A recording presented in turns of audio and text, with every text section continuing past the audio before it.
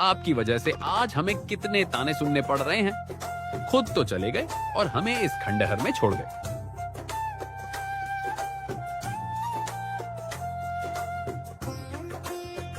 तेरा दिमाग खराब हो गया है? वो तेरे पापा हैं। पापा हैं नहीं, पापा थे। तभी उनके दरवाजे पर दस्तक होती है। मन्नू जाकर दरवाजा खोल देता है। हाँ जी। वो सरपंच जी ने पंचायत रखवाई है और आपको भी बुलाया है। तभी कुछ ही देर में मन्नू और छवि भी पंचायत के लिए घर से निकल जाते हैं। सरपंच जी, हमें बाहर मत निकालिए, मैं आपका सारा कर्ज उतार दूंगा। वो तो तुम्हें उतारना ही पड़ेगा, और अगर नहीं उतार सकते तो गांव से बाहर निकल जाओ। और गांव में तभी पैर रखना जब तुम्हारे पास हमारा कर्ज उतारने के पैसे आ जाए। ऐसा मत कीजिए, हम दोनों कहाँ जाएंगे? उसका मुझे नहीं पता। इन लोगों के पास भी इतना पैसा नहीं था, फिर भी इन लोगों ने तुम्हारे पति पर भरोसा करके उसे पैसे दिए थे, और बदले में उसने क्या किया, पैसे लेकर भाग गया। और अब तुम दोनों भी यहाँ से दफा हो जाओ। मन्नू और छवि बिना कुछ कहे ही चुपचाप वहाँ से चले जाते हैं और घर जाकर अपना सारा सामान बांधकर अपना घर छोड़कर निकल जाते हैं। कितनी इज्जत करते थे लोग उनकी, और उन्हीं लोगों को धोखा देते हुए उन्हें जरा भी शर्म नहीं आई। 30 साल बिताए हैं मैंने उनके साथ, और मुझे पता है कि वो इस गांव के लोगों के साथ कभी भी ऐसा नहीं कर सकते।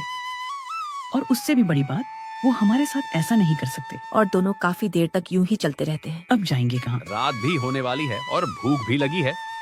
एक काम करते हैं, जंगल जाकर कुछ ढूंढते हैं, क्या पता वहाँ कुछ मिल जाए खाने को। छवि और मन्नू खाने की तलाश में चलते चलते जंगल की काफी गहराई में पहुंच जाते हैं, और देखते ही देखते अब दिन भी ढलने लगता है।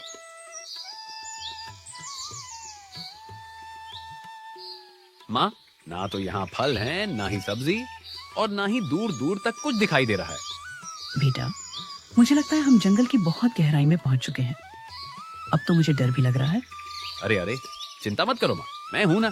तभी पीछे से एक अजीब सी गूंजती हुई आवाज मन्नू और छवि के कानों में पड़ती है। ये आवाज सुनते ही मन्नू और छवि दोनों बहुत ही ज्यादा डर जाते हैं। मन्नू और छवि हिम्मत करके पीछे की ओर घूमते हैं, और जैसे ही घूमते हैं तो उन्हें दिखता है कि उनके सामने 2 लोग खड़े हैं, जिनका वेशभूषा एकदम अलग है। तुम दोनों कौन हो और यहाँ क्या कर रहे हो? देखिए देखिए, हम भूखे हैं तो हम बस खाने की तलाश में यहाँ आ पहुँचे। अच्छा, तो आप लोग भूखे हैं? जी, ये मेरी माँ है, और हम दोनों ने सुबह से कुछ नहीं खाया है। हम दोनों तो कब से जंगल में भटक रहे हैं खाने की तलाश में। अच्छा, तो ऐसा बोलते ना। आइए, चलिए हमारे साथ, हम आपको खाना खिलाते हैं। देखिए, आप लोग डरिए मत, हम लोग वेदा कबीले के लोग हैं। आपने हमारे वेदा कबीले का नाम वैसे भी सुना ही होगा, तो आप लोग बेझिझक हमारे साथ आ सकते हैं। और भूखों को खाना खिलाना तो हमारे कबीले का सबसे बड़ा नियम है। टिम्बा मन्नू और छवि को अपने साथ घर ले जाता है। आप लोग बैठिए, मैं अभी कुछ ही देर में खाना तैयार कर देता हूँ। और थोड़ी ही देर में टिम्बा खाना बनाकर मन्नू और छवि के सामने रख देता है। मन्नू और छवि बड़ी ही खुशी के साथ वह खाना खाने लगते हैं। वाह भाई वाह, महक तो बड़ी जबरदस्त आ रही है। अरे, आपने आज तक ऐसा खाना कभी नहीं खाया होगा। ये खाना हम अपने पूर्वजों के बनाए खास मसालों से बनाते हैं। ये चटनी किस चीज की है? बड़ी ही स्वादिष्ट है। ये है बैंगन और टमाटर की चटनी, और हमारे कबीले का आलू भट्ट तो सबसे ज्यादा स्वादिष्ट है। वैसे आप लोग सुबह से भूखे क्यों घूम रहे हैं? और आपका घर कहाँ है? मन्नू और छवि दुख भरी नजरों से एक दूसरे की तरफ देखते हैं। क्या हुआ? माफ कीजिएगा, अगर मैंने कुछ गलत पूछ लिया हो तो। नहीं नहीं, ऐसी कोई बात नहीं है, लेकिन हमारी कहानी काफी दुख भरी है। मतलब, माफ कीजिएगा, मैं कुछ समझा नहीं। दरअसल हम यहीं पास के गांव में रहते थे। मन्नू के पिता एक शिक्षक थे। एक दिन उन्होंने सरपंच जी से कहकर गांव की चौपाल में एक प्रस्ताव रखवाया, जिसमें गांव वालों ने गांव की तरक्की के लिए उन्हें पैसे दिए थे। वो उन पैसों को लेकर शहर तो गए, पर कभी लौट कर नहीं आए। तो वो सारे पैसे लेकर भाग गए। हे भगवान, ये तो सच में बहुत ही बुरा हुआ। तो अब तुम लोग क्या करोगे? पता नहीं, पर जब तक हम गांव वालों का कर्ज नहीं चुका देते तब तक हम गांव नहीं जा सकते। हे भगवान, हमारी मदद करो। हमारी खोई हुई इज्जत मैं आपको लौटा कर ही रहूंगा, ये वादा है मेरा आपसे। छवि टिम्बा को अपनी सारी कहानी बता देती है। तभी मन्नू का ध्यान उन बर्तनों पर जाता है जिनमें उन्होंने खाना खाया था। माँ, एक काम करते हैं, क्यों ना हम इस खाने को घर घर जाकर खिलाएं? सबको बहुत ही पसंद आएगा। पर बेटा, रोज रोज ये खाना कौन बनाएगा और हम इसे लोगों तक पहुंचाएंगे कैसे? खाना बनाने और पहुंचाने की चिंता आप मत करिए, इसकी व्यवस्था हम कर देंगे। दूसरों की सेवा करना तो हम कबीले वालों का मूल धर्म रहा है। आपका बहुत बहुत शुक्रिया। ये एहसान हम जिंदगी भर नहीं चुका सकेंगे। कुछ ही दिनों में टिम्बा उनके लिए एक ठेला तैयार कर देता है और अगली सुबह ही छवि और मन्नू इस ठेले पर अपना स्पेशल खाना लेकर गांव पहुंच जाते हैं। बस लोग आ जाए लेने। आ जाएंगे माँ, आप बिल्कुल चिंता मत करो।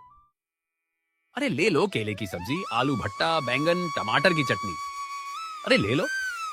अरे आओ आओ भैया। तभी यह आवाज सुनते ही कुछ गांव वाले मन्नू और छवि के ठेले के पास आ जाते हैं। अरे भाई, ये सब्जी तो पहली बार सुनी है, क्या है ये? अरे काका, एक बार खाकर तो देखो, उंगलियां चाटते ही रह जाओगे। उंगलियां चाटते ही रह जाओगे? ऐसी क्या चीज है भैया, जरा खिलाओ, चखाओ, हम भी तो देखें कैसी है ये केले की सब्जी। और मुझे जरा वो आलू भट्टा चखाना है, देखते हैं कैसा है। मन्नू उन्हें आलू भट्ट मिट्टी के बर्तन में डालकर दे देता है और जैसे ही वे लोग आलू भट्ट चखते हैं तभी उनकी आंखें एकदम से बड़ी हो जाती हैं। अरे भाई, ये क्या जादू बना दिया? अरे भाई वाह, इस केले की सब्जी से तो भैया अब तो रोज हमें ये केले की सब्जी खिलाना, आज तो मजा ही आ गया। तो कैसा रहा पहला दिन? जितनी सोची थी उतनी बिक्री तो नहीं हुई, पर जिसने भी आपके हाथ की सब्जी खाई वो उंगलियां चाटते ही रह गया। कोई बात नहीं बेटा, आज तो पहला दिन था ना, धीरे धीरे करके भगवान की दया से काम बढ़िया चल जाएगा। अगले दिन फिर मन्नू और छवि उसी जगह पर अपना ठेला लेकर पहुंचते हैं, पर अब की बार जैसे ही लोगों ने उनका ठेला देखा तो उनके ठेले के चारों ओर काफी भीड़ जमा हो गई। अरे भाई, हम तो तुम्हारा इंतजार कर रहे थे कब से कि तुम आओगे, और भैया जब से तुम्हारे हाथों की सब्जी खाई है मैं तो उसका स्वाद भूल ही नहीं पाया। मन्नू सभी लोगों को आलू भट्टे खिला देता है। ऐसे करते करते एक दिन मन्नू अपना ढाबा खोल लेता है। बेटा, आज तूने अपना वादा पूरा कर ही दिया। तूने हमारी खोई हुई इज्जत हमें वापस लौटा ही दी। ये सब तो भगवान की कृपा से हुआ है।